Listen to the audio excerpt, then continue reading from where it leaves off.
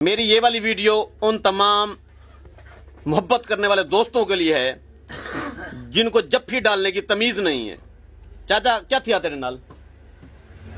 बंदे क्या कीता? बंदे से गोड़ा रखे दाद काटी थे। बंदे गोडा रखा? जी हाँ।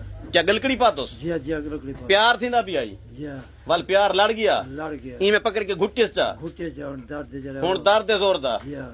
क्या ना तेरे यार दा?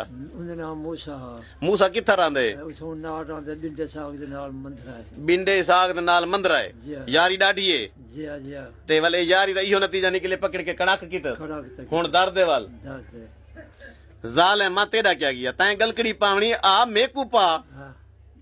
किवें हक नहीं बनदा एडे गलकड़ी पावनी ते इन्हां छोरां को पा ते को दसन बे गलकड़ी किवें पवींदी है। ई चाचे को गलकड़ी पावनी है, ई को तो चुम्मी ला के पिछा थी वणन आई। जप्पी डालते हुए एहतियात क्या करें? मैं तो तना को नहीं पैंदा, पकड़ के घुटन मलूक आदमी।